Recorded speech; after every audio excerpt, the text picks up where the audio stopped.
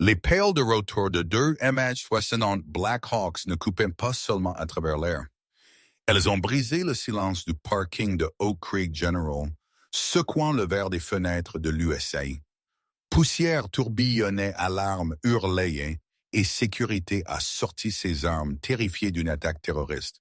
Mais ceci n'était pas une invasion. C'était une mission de sauvetage. Et la cible n'était pas un diplomate ou un général. C'était la femme marchant vers sa berline amochée, avec une boîte en carton dans ses mains, larmes séchant sur ses joues. Ils avaient viré Clara Reed il y a 20 minutes pour avoir sauvé une vie la mauvaise façon. Maintenant, les hommes les plus dangereux sur la planète étaient à genoux, la suppliant de revenir. Parce que sans Clara, l'homme saignant dans l'hélicoptère n'avait aucune chance. Les lumières fluorescentes de la salle d'urgence de Oak Creek General bourdonnaient avec un scintillement provoquant un mal de tête, un son que Clara Reed avait appris à ignorer au cours des 12 dernières années. Il était 23h45 un mardi, habituellement une période de calme, mais ce soir l'air se sentait lourd, chargé d'une électricité statique qui a fait dresser des poils sur ses bras. Clara a ajusté sa blouse, le tissu usé doux de d'innombrables lavages. Elle était l'infirmière-chef pour le quart de nuit, un titre qui venait avec une responsabilité infinie et zéro autorité. Elle a vérifié les signes vitaux sur lit pour un adolescent avec un tibia cassé d'un accident de skateboard et puis s'est déplacée à la station des infirmières pour chanter. « Tu as l'air de tenir un mur qui est sur le point de s'effondrer, Clara », a dit le docteur Harris, s'appuyant contre le comptoir. Il était un bon docteur, épuisé et cynique, mais il se souciait. Il était un des rares qui le faisait. « Juste un autre mardi », a marmonné Clara, décapsulant son stylo. « L'administration coupe le budget de nuit encore.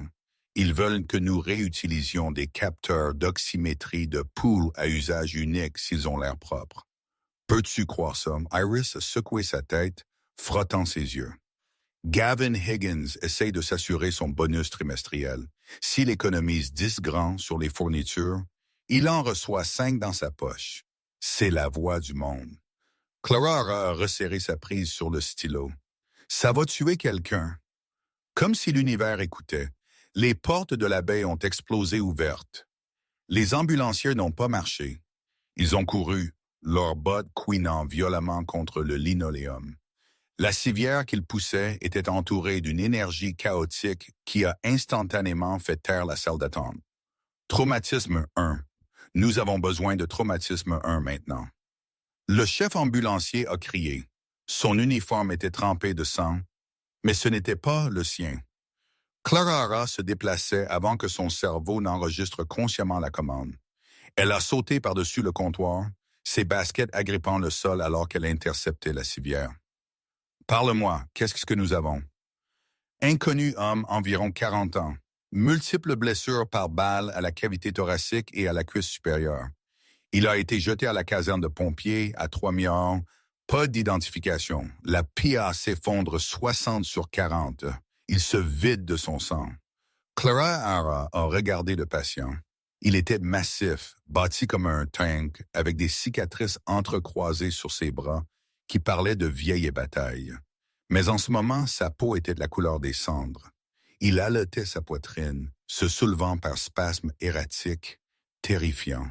« Faites-le entrer », a commandé Clara, balançant la civière dans la salle de traumatologie. « Harris, j'ai besoin de toi, Jenna. Préparez l'infuseur rapide. » L'équipe a envahi le patient. Les vêtements ont été coupés, révélant un torse qui semblait avoir passé par un hachoir à viande. Les blessures étaient professionnelles, groupement serré, haut calibre. Ce n'était pas une fusillade de gang, c'était une exécution qui a échoué. « Nous le perdons !» a crié Harris par-dessus les moniteurs alarmants. « Il a une attention. Pneumothorax. J'ai besoin de décompresser la poitrine. » Clara a préparé un plateau de drainage thoracique. Clara s'est déplacée avec la précision d'une machine, ses mains volant à travers le champ stérile. Mais alors qu'elle tendait à Harris le scalpel, la porte de la baie a glissé ouverte avec un sifflement calme et bureaucratique. Gavin Higgins se tenait là. L'administrateur de l'hôpital y portait un costume bleu marine impeccable qui coûtait plus que la voiture de Clara Hara, tenant une tablette comme un bouclier. « Stop !» a dit Higgins. Sa voix n'était pas forte, mais elle a coupé à travers le chaos comme un couteau. Le Dr. Harris a figé le scalpel à quelques pouces de la peau du patient. « Sortez d'ici, Gavin. Nous travaillons. » J'ai dit « Stop !» a répété Higgins. Entrant dans la salle de traumatologie, ignorant complètement les protocoles de stérilité. L'enregistrement vient de faire passer ses empreintes dans la base de données. Cet homme est répertorié comme indigent et non assuré dans le système d'État. Nous sommes en statut de déviation pour les patients non critiques, non assurés en raison du gel budgétaire initié à minuit. Clara l'a regardé fixement, son sang devenant froid. Il meurt, Higgins. Regardez le moniteur. Et il est assez stable pour être transféré à l'hôpital général du comté, a dit Higgins doucement, regardant sa tablette. Protocole 7B. Si un patient est non assuré et transportable, nous n'engageons pas le coût de la chirurgie. L'hélicoptère pour le transfert est déjà appelé. Pensez-le et expédiez-le. Il ne survivra pas au vol. Clara a écrié, s'interposant entre Higgins et le patient. Il a des minutes, pas des heures. C'est un risque que le comté devra gérer. Higgins a ricané, ses yeux morts et froids. Cet hôpital est une infirmière d'affaires. Lisez, nous ne sommes pas une salle de charité pour les voyous de rue. Éloignez-vous du patient. Le patient sur la table a poussé un gémissement guttural, sa main s'élevant pour saisir le poignet de Clara. Sa prise était étonnamment forte pour un homme mourant. Il l'a regardé, ses yeux une nuance inhabituelle et perçante de gris. Il ne pouvait pas parler, mais le plaidoyer était clair. Ne me laissez pas mourir. Clara a regardé le moniteur. Le rythme cardiaque chutait. L'hélicoptère de transfert était à au moins 20 minutes. S'ils attendaient, il était mort. « Dr. Iris » a dit Clara, sa voix baissant à un murmure dangereux. « Coupez » Iris a hésité, regardant Higgins. « Si vous coupez cet homme » a menacé Higgins, son visage devenant rouge. « J'aurai votre licence l'été prochain. Je vous poursuivrai en justice pour agression et vous lisez, vous serez escorté par la sécurité. » La main d'Harris a tremblé. Il avait une famille. Il avait des prêts. Il a abaissé le scalpel. « Clara, je ne peux pas. » Les yeux du patient ont roulé en arrière. Le son de la ligne plate a commencé à gémir. « Code bleu !» a crié Jenna. Clara n'a pas réfléchi. Elle n'a pas calculé sa pension ou son loyer. Elle a arraché le scalpel de la main gelée d'Harris. « Infirmière Reed, n'osez pas !» a rugi Higgins. Clara a enfoncé le trocar de drainage thoracique dans l'espace intercostal du patient. L'air a sifflé, un relâchement massif de pression. La poitrine du patient s'est dilatée. Le moniteur cardiaque a bipé une fois, 2 fois. Un rythme est revenu. Elle a travaillé fiévreusement, stabilisant le saignement, ignorant l'administrateur hurlant derrière elle. Elle a pansé les blessures, commencé la transfusion et branché le ventilateur. Il est stable. Elle a expiré 30 secondes plus tard. Ses mains étaient couvertes de sang. La pièce était silencieuse. Higgins s'est approché d'elle, son visage violet de rage. Il n'a pas regardé le patient qui respirait maintenant régulièrement. Il n'a regardé que Clara. « Sortez !» a-t-il craché. La marche vers le bureau administratif se sentait comme une procession funéraire. 2 agents de sécurité des hommes avec qui Clara avait partagé du café pendant des années marchaient derrière ses yeux, baissés. Ils avaient honte, mais ils avaient besoin de leurs emplois aussi. Higgins était assis derrière son bureau en acajou, la seule chose chère dans l'hôpital en ruine. Il ne lui a même pas offert de siège. Insubordination. Higgins a commencé à taper furieusement sur son ordinateur. Pratiquer la médecine sans licence. Agression. Mise en danger des actifs de l'hôpital. « J'ai sauvé sa vie », a dit Clara, debout et droite. Sa blouse était encore tachée du sang de l'étranger. Le protocole dit que nous priorisons la vie sur la facturation. Le protocole dit que vous écoutez vos supérieurs. Higgins a rétorqué sans lever les yeux. Cette vie que vous avez sauvée va coûter à cet hôpital 50 000 $ en ressources irrécupérables. Avez-vous 50 000 $, Mademoiselle Reed? Clara Hara restait évitée. Elle avait 12 $ sur son compte bancaire jusqu'à vendredi. Vous êtes renvoyé avec effet immédiat, a dit Higgins, la regardant enfin avec une satisfaction suffisante. Je vous signale à l'ordre des infirmières. Vous ne travaillerez plus jamais dans cet état. Vous aurez de la chance de trouver un emploi à nettoyer les toilettes dans une halte routière. Il a glissé un morceau de papier sur le bureau. Résiliation de contrat, cause faute grave. Signez-le, a-t-il exigé. Clara Hara regardait le papier. Elle a pensé aux 12 années qu'elle a données à cet endroit, les Noëls manqués, les doubles quarts, la fois où elle a tenu la main d'un enfant mourant parce que les parents étaient coincés dans le trafic. Elle a pensé à l'homme en bas, l'étranger aux yeux gris dont le cœur battait parce qu'elle a refusé de reculer.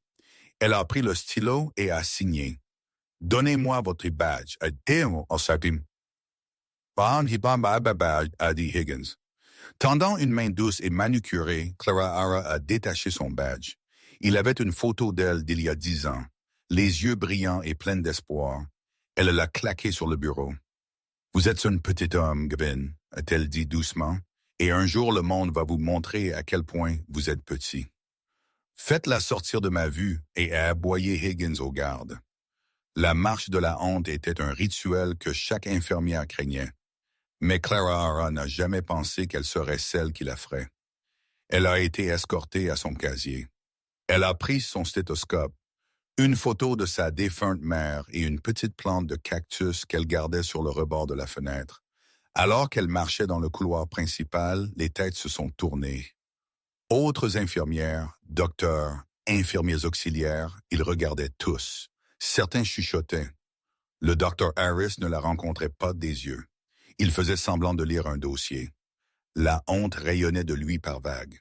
Jenna, l'infirmière junior, est courue vers elle, les larmes coulant sur son visage. Clara Hara, ce n'est pas juste, nous allons faire la grève. Nous allons signer une pétition. Clara Hara a secoué sa tête, forçant un sourire triste. Non, Jenna, tu as un bébé en route. Ne perds pas ton assurance pour moi. Garde juste un œil sur cet inconnu dans le lit 4. D'accord. Higgins essaiera de le décharger dès qu'il se réveillera. Je le ferai, et sangloté Jenna. Je promets. Les agents de sécurité l'ont accompagné jusqu'aux portes automatiques. Désolé, Clara Hara. L'un d'eux a marmonné alors que les portes glissaient ouvertes. L'air froid de la nuit l'a frappé comme un coup physique. Pas ta faute, Mike, a-t-elle dit. Elle est sortie dans l'obscurité du parking. Les lumières de l'hôpital bourdonnaient derrière elle, une forteresse dont elle était maintenant exilée. Il était 0h30. Sa carrière était finie. Sa réputation était détruite.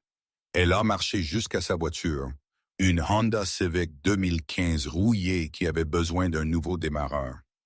Elle a placé sa boîte sur le capot et s'est appuyée contre le métal froid, enfouissant son visage dans ses mains. Elle n'a pas pleuré. Elle était trop fatiguée pour pleurer. Elle a juste respiré, essayant de comprendre comment elle allait payer son loyer, comment elle allait dire à son père. Elle a échoué. Elle a cherché ses clés à tâtons, le métal froid contre ses doigts. Elle a ouvert la porte et a jeté la boîte sur le siège passager. Elle a mis la clé dans le contact. Il a tourné, mais le moteur a juste cliqué. « Non », a-t-elle murmuré. « S'il vous plaît, pas ce soir », elle a réessayé. Clic, clic, clic. Elle a claqué ses mains contre le volant, un cri de frustration déchirant sa gorge. C'était le point de rupture. L'injustice de tout cela l'a écrasée. Et puis elle l'a entendu. Au début, c'était un faible vrombissement comme un tonnerre lointain, mais le ciel était clair. Le son a grandi plus fort, un thoup, thoup, thwop rythmique qui vibrait dans sa poitrine. Clara a levé les yeux. Du nord, deux formes sombres se sont matérialisées contre le ciel éclairé par la lune. Elles volaient bas, dangereusement bas. Pas de feu de navigation. Militaire. Ils ne se dirigeaient pas vers l'hélisurface sur le toit. Ils viraient brusquement, le nez de l'hélicoptère de tête plongeant agressivement. Ils visaient le parking. À l'intérieur de l'hôpital, le chaos a commencé instantanément. Les vibrations des rotors ont fait tomber les cadres photos des murs dans le hall. La réceptionniste s'est cachée sous son bureau, criant que c'était un tremblement de terre. Dans son bureau, Gavin Higgins a renversé son café alors que sa fenêtre claquait violemment. « Qu'est-ce que l'enfer se passe » a-t-il crié, courant à la fenêtre.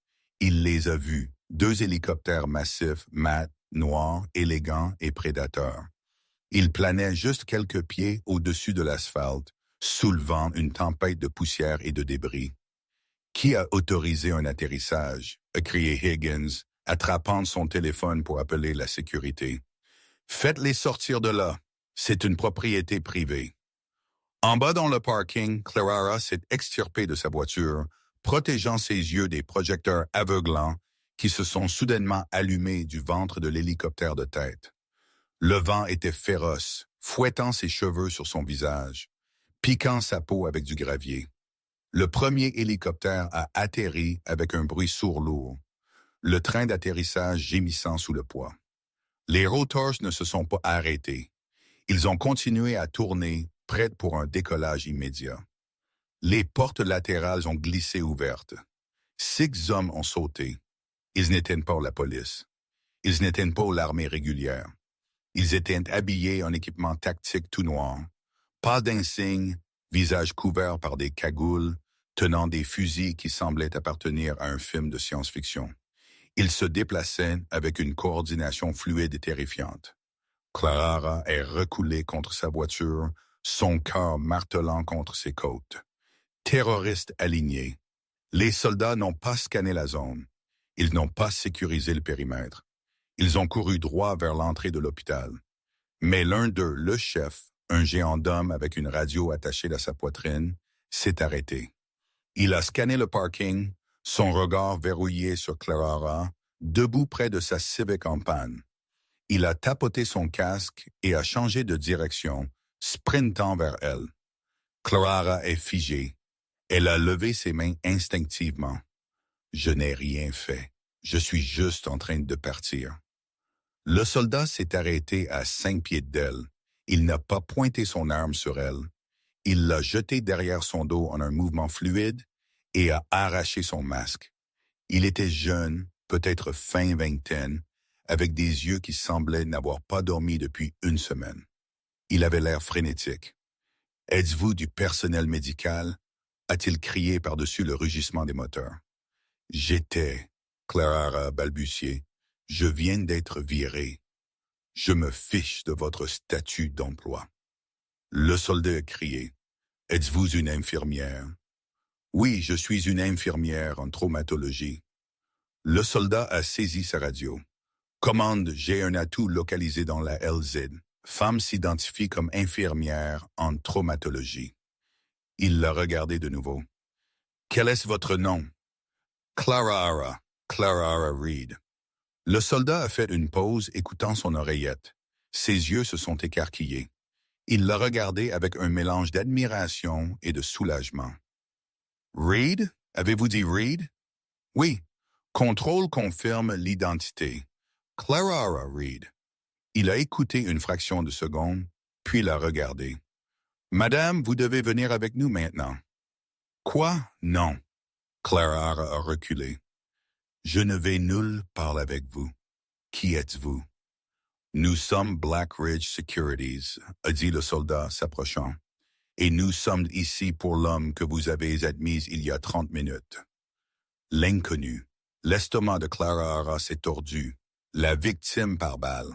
« Son nom est Capitaine Elias Walker, » a dit le soldat, sa voix se brisant d'intensité. « Il est l'atout, et notre télémétrie embarquée dit que ses signes vitaux s'effondrent encore. Il a besoin de stabilisation pour l'extraction et notre médecin a pris une balle pendant l'extraction.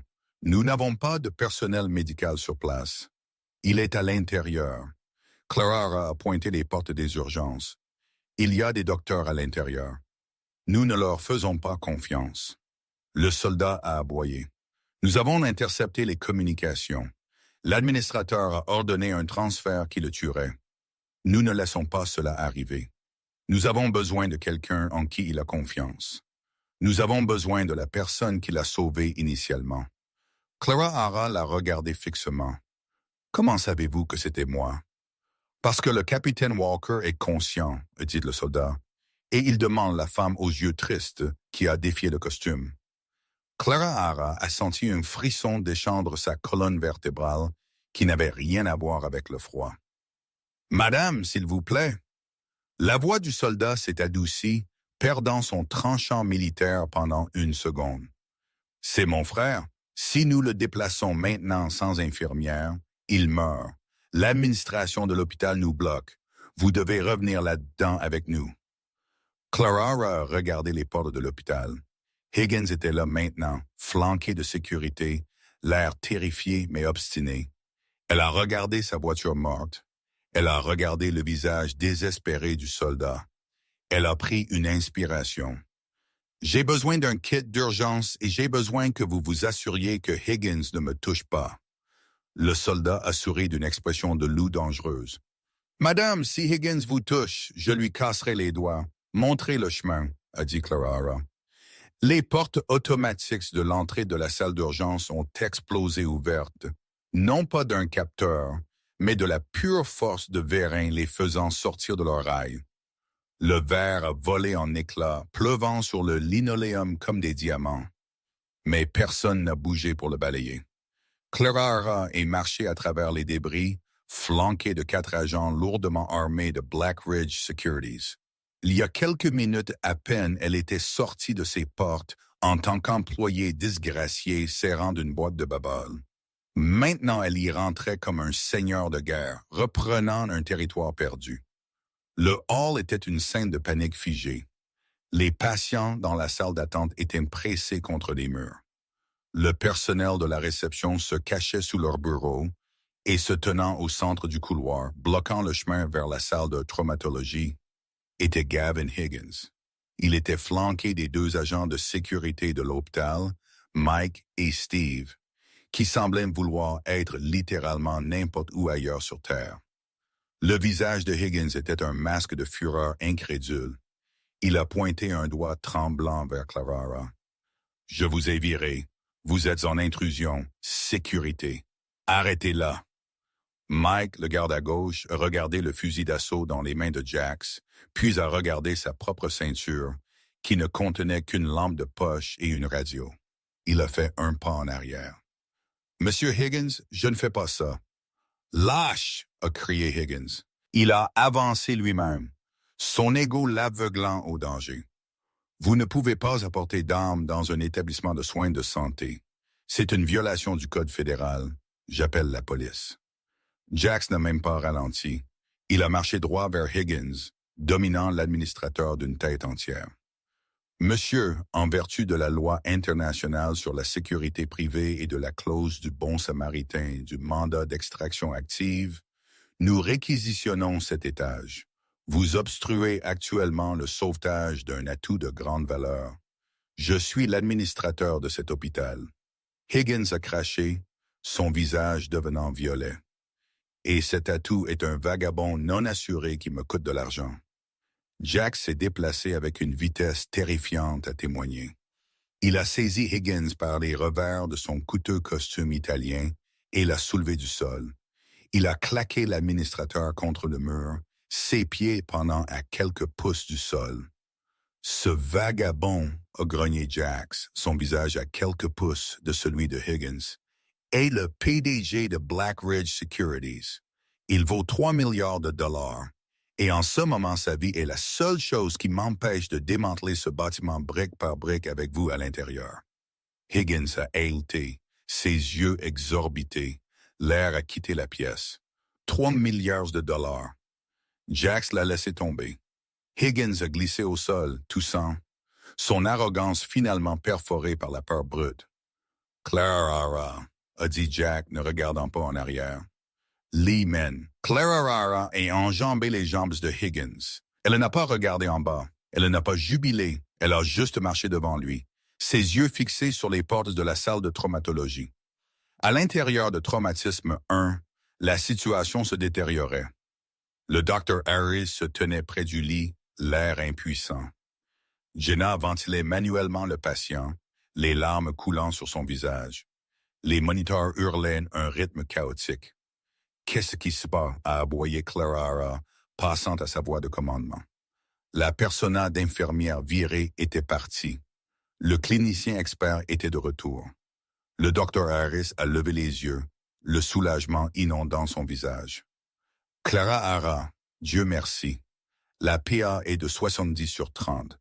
Il rejette du sang du drain thoracique. Je pense qu'une artère intercostale a été entaillée par un fragment d'os. Higgins m'a interdit de le rouvrir. Clara s'est précipitée au chevet. Elias Walker était pâle, sa peau moite et froide. Ses yeux étaient à moitié ouverts, vitreux de douleur. Mais quand il l'a vu, ils se sont concentrés. Il a poussé une respiration rauque. « Tu es revenu » a-t-il râlé, sa voix à peine audible par-dessus les alarmes. « Je ne laisse pas les travaux inachevés » a dit Clara, attrapant une paire de gants. Elle a regardé Jax. « Nous ne pouvons pas le déplacer comme ça. Si nous le soulevons, le changement de pression le tuera. J'ai besoin de clamper ce saignement ici. Nous avons 3 minutes avant que les forces de l'ordre local n'arrivent, » a dit Jack, vérifiant sa montre. « L'hélicoptère brûle du carburant. Peux-tu le faire en 2? Je peux le faire en 1 si vous gardez tout le monde hors de mon chemin, » a dit Clara. Elle s'est tournée vers le Dr. Harris. « Harry, j'ai besoin d'une pince vasculaire et de 2-0 maintenant. » Harris a hésité une fraction de seconde, regardant la porte où Higgins se rétablissait probablement. Harris Clara a crié. « Soyez un docteur, pas un employé. » Harry a hoché la tête, une étincelle de rébellion s'allumant dans ses yeux. Il a saisi le plateau. « Prêt? » Clara a travaillé avec une vitesse qui brouillait la vision. Elle a rouvert la petite incision autour du drain thoracique, ses doigts plongeant dans la cavité chaude et glissante de la plaie. C'était un travail aveugle, elle cherchait le pouls du saignement avec ses doigts. « La pression chute » a crié Jenna. « 60/20, Clara, nous le perdons. » Je l'ai.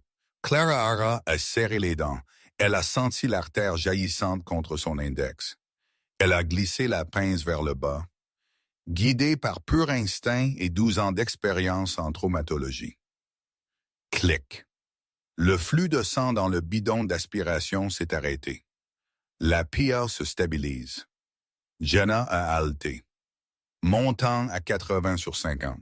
Clara a rapidement jeté un poing autour du vaisseau, le nouant avec un nœud de chirurgien. Elle a retiré ses mains, couvertes de rouge. Il est stable pour le transport, allons-y. Jax a hoché la tête à ses hommes. Emballez-le. Bougeons. Les soldats ont déplacé le patient sur leur propre civière tactique pliable, avec une aisance pratiquée. Ils l'ont sécurisé avec des sangles, bloquant ses lignes ivoires pour qu'elles ne s'arrachent pas. Alors qu'ils roulaient Elias hors de la salle de traumatologie, le couloir était bordé de personnel. Infirmières, infirmiers, auxiliaires et docteurs se tenaient dans le silence, regardant la procession. Higgins se tenait près de la sortie, tenant son téléphone, criant à un répartiteur du 911. Oui, des terroristes. Ils ont des armes. Ils enlèvent un patient. Il a vu le groupe approcher et a bloqué la porte encore, écartant follement ses bras. Vous ne le prenez pas. La police est à 2 minutes. Vous irez tous en prison. Jax n'a pas rompu le pas. Il a regardé Clara. Maman. Clara a arrêté la civière. Elle a marché jusqu'à Higgins. La différence de taille était significative. Mais à ce moment-là, elle s'est sentie haute de 10 pieds.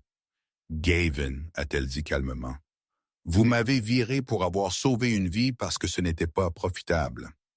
Maintenant, vous essayez d'arrêter un transfert qui le sauvera encore. Vous ne vous inquiétez pas, inquiétez pas de la loi. Vous vous inquiétez du procès qui arrive quand les gens découvriront que vous avez essayé de laisser un milliardaire mourir pour économiser un bonus budgétaire. Higgins a pâli. Je suivais le protocole. Votre protocole est cassé, a dit Clarara. Elle a tendu la main et a arraché le téléphone de sa main. Elle a mis fin à l'appel et a laissé tomber l'appareil dans un bac à déchets biologiques rempli de déchets médicaux. Bougez, a-t-elle murmuré. Higgins a bougé. L'équipe a éclaté dans l'air de la nuit. Les rotors de l'hélicoptère tournaient plus vite maintenant, fouettant une frénésie de vent. Le bruit était assourdissant. « Chargez !» a crié Jack. Ils ont glissé la civière dans le ventre du Black Hawk. Clarara a grimpé après, suivi par Jax et son équipe. Alors que le pilote tirait sur le pas et que l'hélicoptère s'élevait lourdement dans le ciel, Clarara a regardé par la porte latérale ouverte. Elle a vu l'hôpital rétrécir sous elle, une boîte de lumière dans l'obscurité. Elle a vu sa Honda Civic rouillée assise seule sur le parking. Elle avait perdu son emploi, sa voiture et sa stabilité en l'espace d'une heure. Elle volait actuellement dans un avion militaire avec un groupe de mercenaires vers un endroit inconnu. Elle a tendu la main et a vérifié le pouls d'Elias. Il était plus fort. Elle a pris une profonde inspiration de l'air teinté de kérosène. Pour la première fois depuis des années, elle ne se sentait pas fatiguée. Elle se sentait vivante. L'intérieur du MH-60 Black Hawk était une surcharge sensorielle de bruit, de vibrations et d'obscurité. La seule lumière venait des faibles ampoules tactiques rouges au-dessus et de la lueur verte des tableaux de bord dans le cockpit. Le vent rugissait à travers les fenêtres ouvertes des mitrailleurs avant que le chef d'équipage ne les fasse glisser fermés, les scellant dans une capsule d'acier vibrante. Clarara s'est assise sur un siège d'appoint en toile à côté de la civière, ses genoux touchant le gilet tactique du soldat en face d'elle. Elle avait branché Elias au moniteur portable qu'ils avaient apporté, une pièce de technologie militaire renforcée qui semblait pouvoir survivre à l'explosion d'une bombe. « Tiens !» a crié Jax par-dessus le système d'interphone, lui tendant un casque lourd. Clarara l'a mis.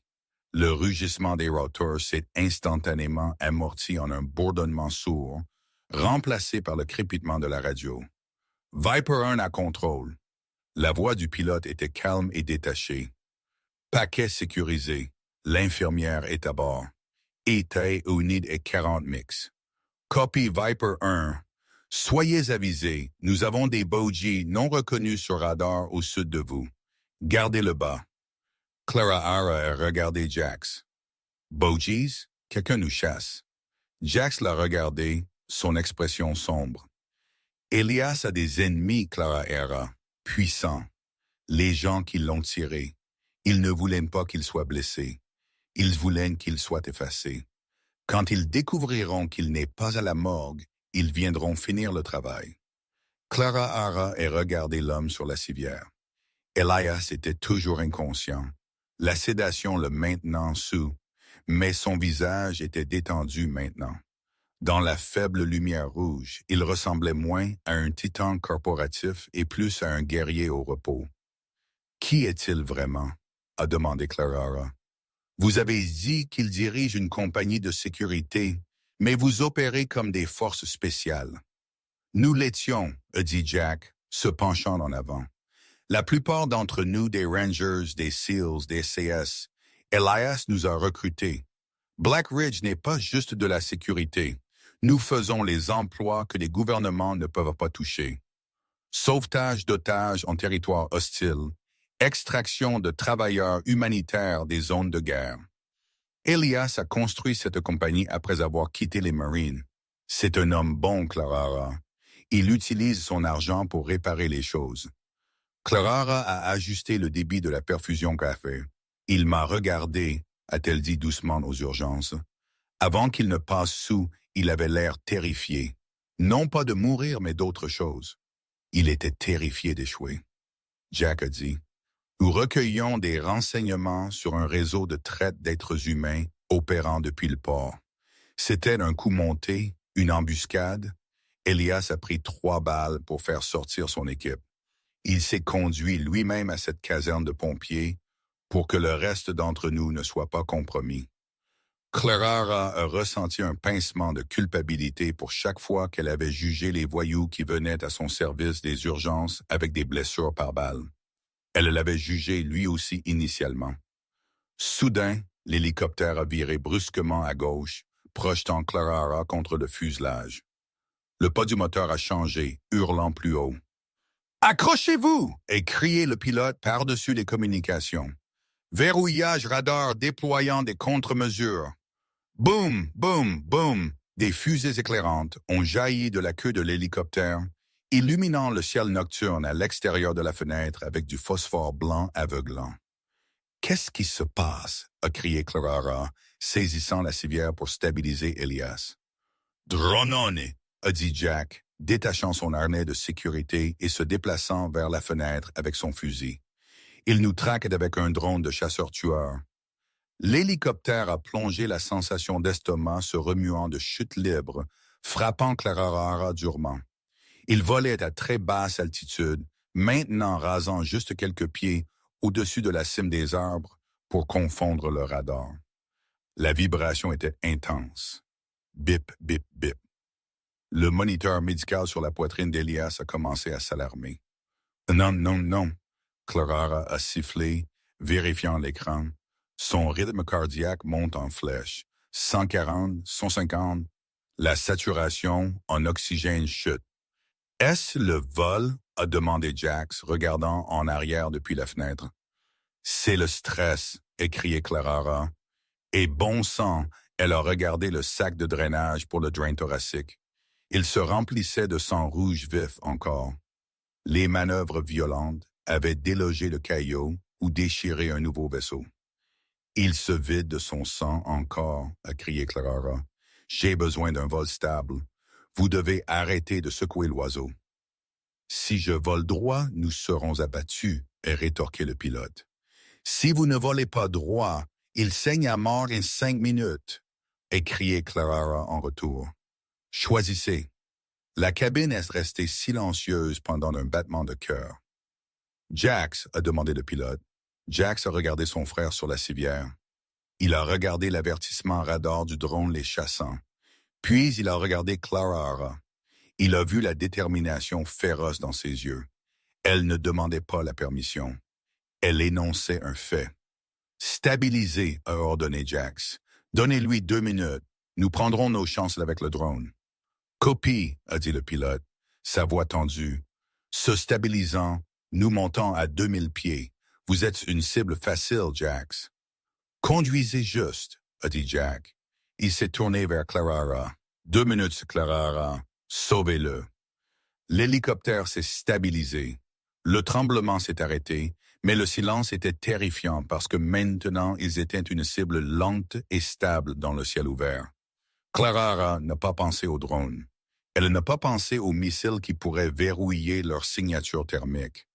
Elle s'est concentrée entièrement sur la tubulure en plastique et le flux rouge de vie quittant le corps d'Elias. « J'ai besoin de lumière, » a-t-elle ordonné. Un soldat a allumé une lampe de poche tactique, la projetant sur la poitrine d'Elias. Clara a travaillé frénétiquement. Elle ne pouvait pas faire de chirurgie ici. Elle a dû improviser. Elle a saisi un pansement compressif du kit que Jax avait volé à l'ambulance. « Ça va lui faire mal, » a-t-elle murmuré. Elle a appuyé son poids sur la plaie, serrant le pansement profondément autour du site du tube pour créer un effet de tamponnade. C'était une médecine grossière, brutale, mais c'était tout ce qu'elle avait. Elias a gémi, son corps saquant légèrement même à travers la sédation. « Restez avec moi, Elias, » a-t-elle murmuré à son oreille. « N'osez pas me lâcher maintenant. Je n'ai pas perdu mon emploi pour un cadavre. » Elle a poussé plus fort. Ses bras brûlaient. L'hélicoptère semblait être suspendu dans un vide. « 1 minute, » a averti le pilote. « J'ai une tonalité de verrouillage. Il nous peigne presque. » Presque. Clara a regardé le moniteur. Le rythme cardiaque était flottant. 160, 155. Le saignement dans le tube a ralenti. La pression fonctionnait. « Allez !» a-t-elle supplié. Soudain, la main d'Elias a jailli. Il a saisi l'avant-bras de Clara. Sa prise était faible, mais ses yeux étaient ouverts encore. Il l'a regardé, puis a levé les yeux vers Jax. « Jax » a-t-il sifflé. « Je suis là, chef » a dit Jack. « Mettez-la en sécurité » a murmuré Elias. « Nous sommes tous en sécurité » a dit Clara fermement. « J'ai le saignement. Il s'est arrêté. Le temps est écoulé » a crié le pilote. Lancement de missiles détecté. Préparation. L'hélicoptère a violemment roulé en inversion. Clara a été projetée contre le plafond. Son harnais la seule chose sauvant son cou. Les fusées éclairantes ont éclaté encore. Un spectacle pyrotechnique chaotique brillant à l'extérieur. Boum! Une onde de choc les a frappés. Le missile avait explosé à proximité. Des éclats ont rebondi contre la coque comme de la grêle. L'hélicoptère a tremblé, le moteur gémissant de protestation. Mais les rotors ont continué à tourner. « Impact direct évité !» a crié le pilote, l'exaltation dans sa voix. « Nous sommes clairs. » Descendant dans la vallée. Nous sommes dans l'ombre. L'hélicoptère s'est stabilisé encore, volant bas et vite à travers un canyon qui bloquait le radar. Clara est pendue molle dans son harnais, respirant difficilement. Elle a regardé en bas. Sa main pressait toujours la poitrine d'Elias. Il était inconscient encore, mais le moniteur montrait une ligne verte stable. Jack s'est détaché et a flotté vers elle. Il a posé une main sur son épaule. « Vous avez de la glace dans les veines, Clara Reed » a-t-il dit, secouant la tête d'incrédulité. « J'ai vu des médecins de combat gelés dans des situations comme ça. » Clara a essuyé une tache de sang de sa joue. « J'ai travaillé le quart de nuit dans une salle d'urgence de ville pendant 12 ans. Jax jeune me tirant dessus comme un mardi. Un drone est juste un drive-by sophistiqué. » Jax a réellement ri. C'était un son d'aboiement sec. « Bienvenue à Black Ridge, Clara. »« Je n'ai pas encore accepté le poste, » a-t-elle rétorqué, vérifiant la ligne Ivar. « Nous sommes presque au nid, » a dit Jack, regardant par la fenêtre où des lumières apparaissaient au loin. « Une fois que nous atterrissons, le vrai travail commence. Il a besoin d'une vraie chirurgie pour réparer ce poumon, et notre chirurgien est à Londres. » Clara a regardé le kit de traumatologie étendu sur le mur de l'hélicoptère. Elle a regardé Elias. « Je ne suis pas chirurgien, » a-t-elle dit. « Non, » a dit Jack. « Mais vous êtes le seul ici qui sait ce qu'elle fait. Vous allez devoir assister. » Ou peut-être plus. L'hélicoptère a commencé sa descente. En dessous d'eux, il n'y avait pas un hôpital. C'était un immense complexe fortifié construit à flanc de montagne, entouré de hauts murs et de tours de patrouille. Clara a réalisé alors qu'elle avait vraiment franchi une ligne. Il n'y avait pas de retour possible à Oak Creek General. Il n'y avait pas de retour à son ancienne vie. Elle faisait partie de ce monde maintenant, un monde d'armées privées, de secrets valant des milliards et de fusillades de minuit. Et étrangement, alors que le train d'atterrissage touchait le tarmac, elle n'a pas eu peur. Elle s'est sentie nécessaire.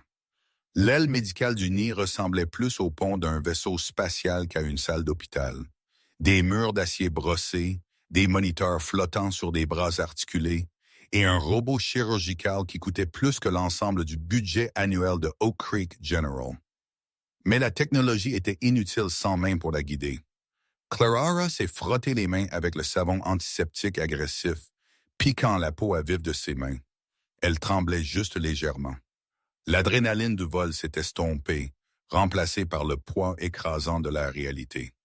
Elle était sur le point d'assister à une thoracotomie complexe sur un leader paramilitaire milliardaire guidé par une voix sur un écran. « Clara !» La voix de Jax est venue par l'interphone. Il était sur le pont d'observation au-dessus, marchant de long en large comme un tigre en cage. Le Dr. Wu est en ligne depuis Londres. La connexion est cryptée et stable. Clara est entrée dans la salle d'opération. Un écran massif sur le mur s'est allumé, révélant un homme asiatique plus âgé en blouse chirurgicale, assis dans ce qui ressemblait à un bureau à domicile, mais entouré de moniteurs.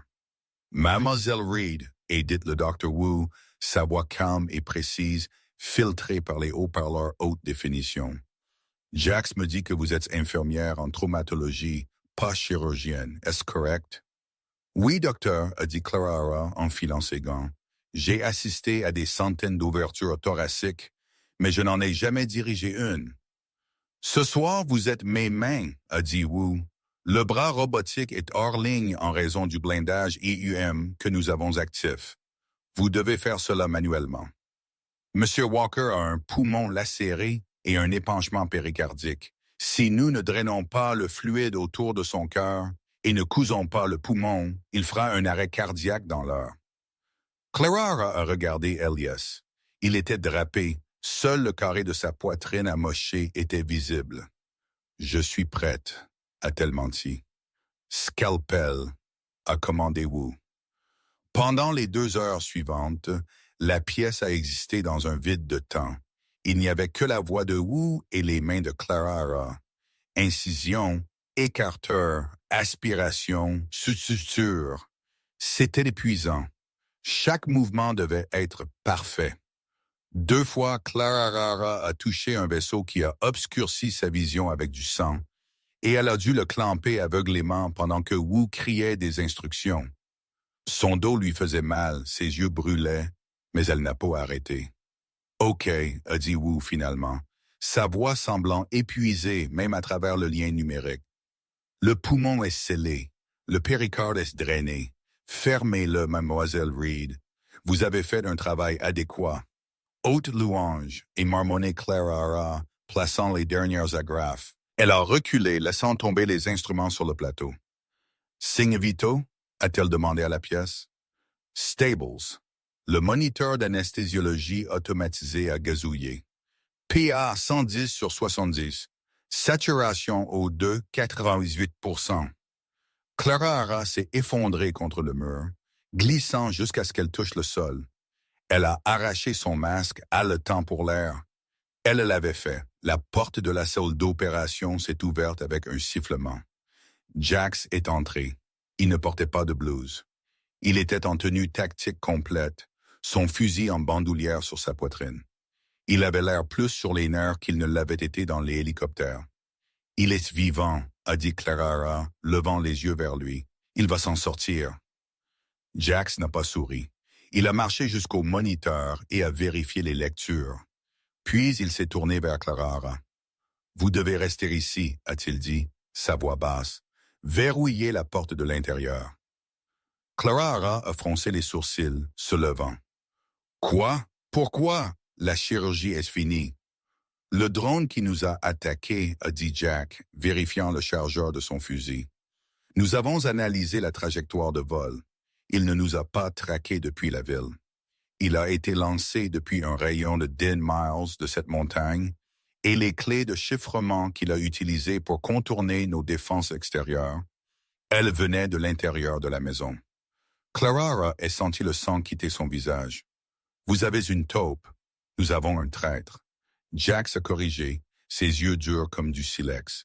Et jusqu'à ce que je découvre qui c'est, personne n'entre dans cette pièce. Ni mes hommes, ni l'équipe de nettoyage. Personne. Vous êtes les seules personnes que je connaisse avec certitude qui n'est pas sur la liste de paye de quiconque veut la mort d'Elias. Comment savez-vous cela? Parce que vous avez été viré pour l'avoir sauvé, a dit Jack. Et vous êtes monté dans un hélicoptère avec des étrangers pour le sauver encore. Vous n'avez rien à gagner sauf sa vie. Tous les autres, ici, ils ont de l'ambition. Il lui a tendu un lourd pistolet noir. Clara l'a regardé fixement. Jax, je sauve des vies. Je ne les prends pas. Ce soir, vous pourriez avoir à faire les deux, a dit Jack, lui pressant le pistolet dans la main. Si cette porte s'ouvre et ce n'est pas moi, vous tirez. Comprenez-vous? Vous tirez jusqu'à ce que la coulasse se bloque en arrière. Il s'est tourné et est sorti. La lourde porte en acier s'est scellée avec un bruit sourd pneumatique. Le verrou électronique s'est engagé. Clara Hara était seule avec le milliardaire inconscient et une arme. 1 heure s'est écoulée, puis 2. Le silence de la baie médicale était lourd.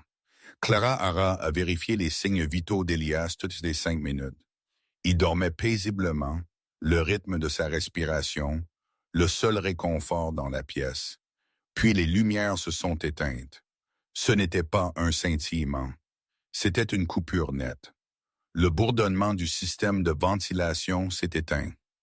Les moniteurs sont passés en mode batterie de secours, leurs écrans brillant étrangement dans l'obscurité soudaine. Clang.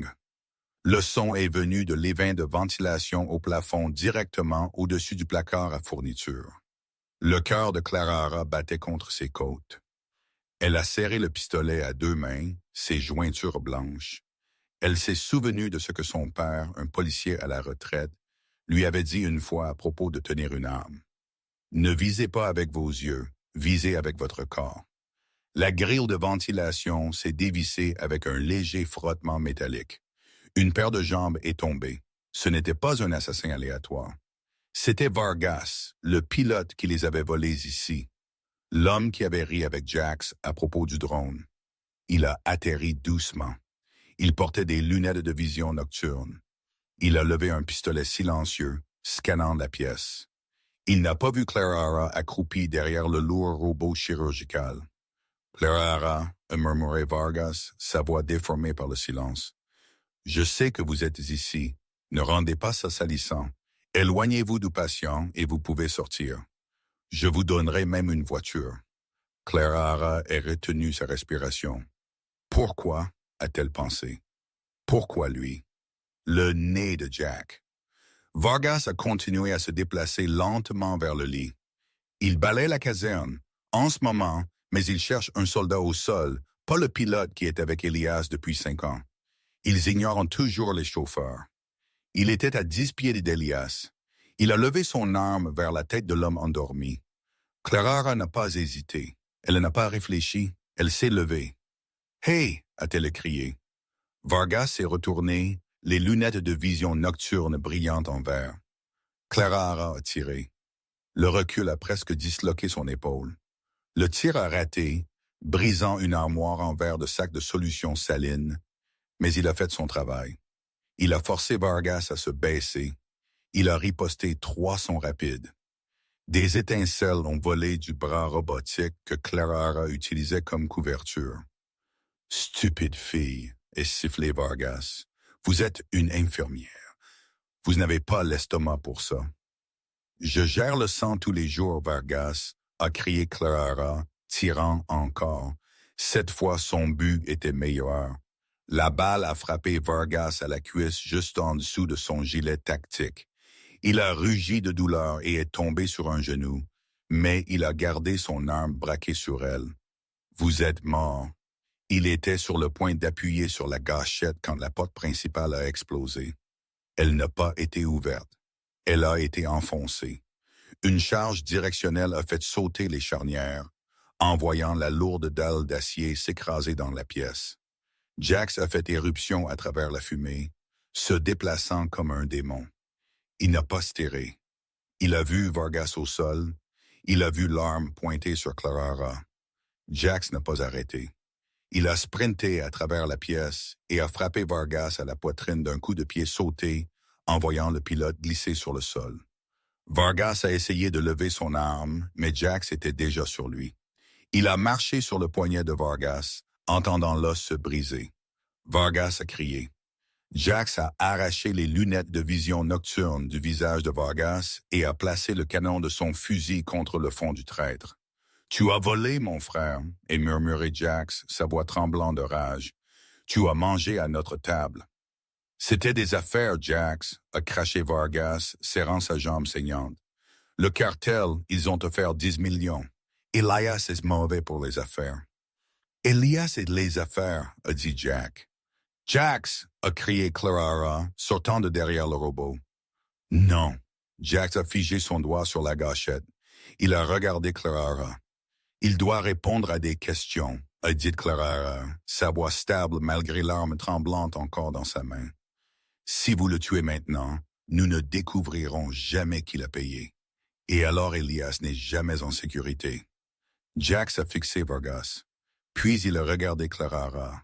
La rage dans ses yeux s'est lentement retirée, remplacée par un calcul froid. Il a levé le fusil et a claqué la crosse sur la tempe de Vargas, le faisant s'évanouir. « Sécurisez-le », a aboyé Jax dans son casque, « et remettez le courant ». Il a marché vers Clarara. Elle a soigneusement placé le pistolet sur un plateau et a regardé ses mains. Elle tremblait de manière incontrôlable maintenant. Jax a pris ses mains dans les siennes.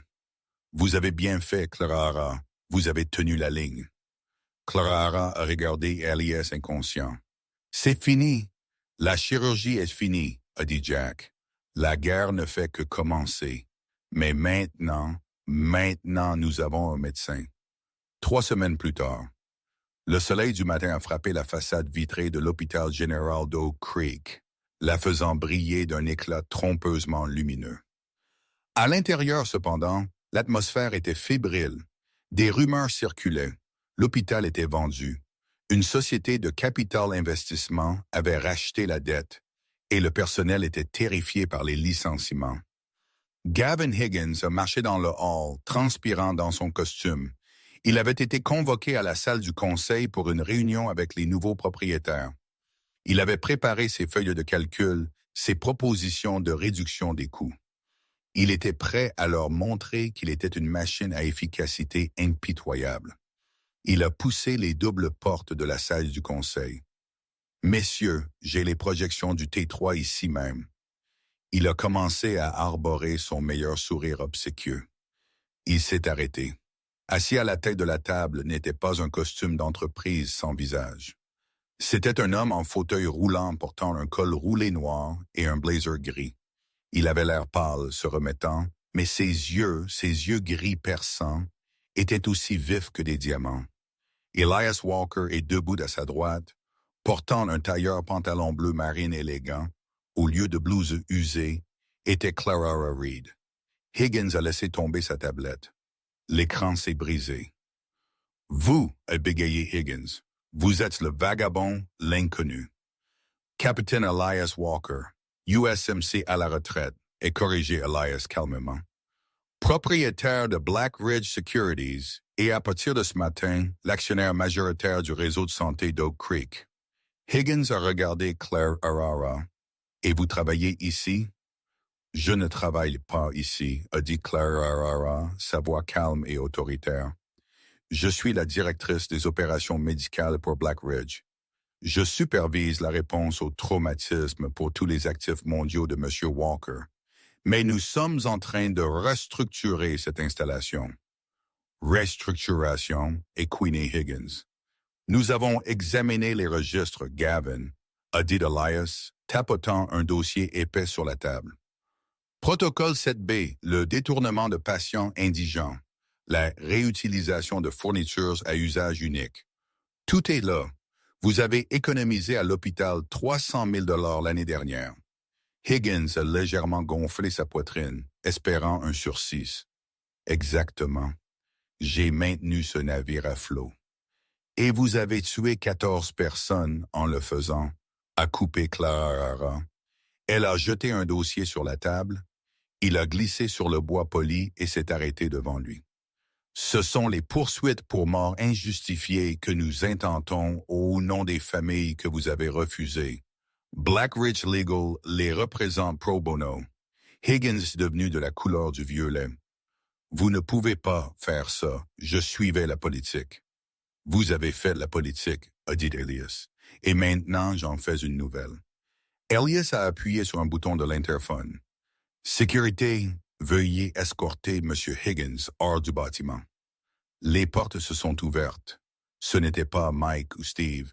C'étaient 2 agents de Black Ridge en costume, massifs et silencieux. « Vous êtes viré, Gavin, » a dit Clarara, faisant écho aux mots qu'il lui avait dit 3 semaines auparavant. Avec effet immédiat. Cause incompétence grave et conduite inhumaine. Et ne vous inquiétez pas pour votre licence. J'ai déjà envoyé le dossier au Conseil d'État. Vous ne gérerez plus jamais un stand de limonade dans cet État. Higgins a été traîné dehors, balbutiant et criant des menaces que personne n'a écoutées. Quand les portes se sont refermées, le silence est revenu dans la pièce. Un silence paisible. Elias a tourné son fauteuil roulant vers Clara. Il a grimacé légèrement en bougeant. Les côtes guérissaient encore, mais il a souri. C'était un sourire sincère et chaleureux qui a transformé son visage marqué. Ça fait du bien, a admis Elias. Ça ressemblait à la justice, a dit Clara. Alors, a dit Elias, joignant ses mains, l'hôpital est à vous de réparer. Clara, j'ai acheté le bâtiment, mais vous devez reconstruire l'âme, réembaucher les bons. Docteur à Harris Jenna, donnez-leur des augmentations. Achetez l'équipement dont ils ont besoin. Faites de cet endroit ce qu'il est censé être. Ça va coûter une fortune, a averti Clara. Nous ne ferons pas de profit avant des années. J'ai une fortune, a haussé les épaules Elias. Je n'ai pas besoin de profit. J'ai besoin d'un hôpital qui ne laisse pas les gens mourir parce qu'ils sont pauvres. Considérez cela comme ma police d'assurance. Clara est marchée jusqu'à la fenêtre. Elle a regardé le parking. Son ancienne Honda Civic était partie, remplacée par la voiture de société élégante qui l'attendait. Mais plus important encore, elle a vu les ambulances arriver. Elle a vu des patients entrer. Elle n'était plus seulement un rouage de la machine. Elle était celle qui tenait la clé. Elle s'est tournée vers Elias. « Merci, Elias. »« Non, » a dit Elias doucement, ses yeux se fixant sur les siens. « Merci, Clara, de ne pas avoir coupé. »« J'ai coupé, » a-t-elle souri. « Juste finalement. Prête à partir ?» a-t-il demandé. « Nous avons un briefing au NIT dans 1 heure. »« Prête, » a dit Clara. Elle a marché derrière son fauteuil roulant, non pas comme une servante, mais comme une partenaire. Ils ont quitté la salle du conseil, se déplaçant dans le couloir. Elle marchait la tête baissée avant. Maintenant, elle marchait la tête haute. Elle était Clara Reed, l'infirmière qui a défié un administrateur et repoussé un assassin et a sauvé un milliardaire. Et elle ne faisait que commencer. Et c'est l'incroyable histoire de Clara Reed, l'infirmière qui a tout perdu pour faire ce qui était juste, seulement pour gagner une vie qu'elle n'avait jamais imaginée.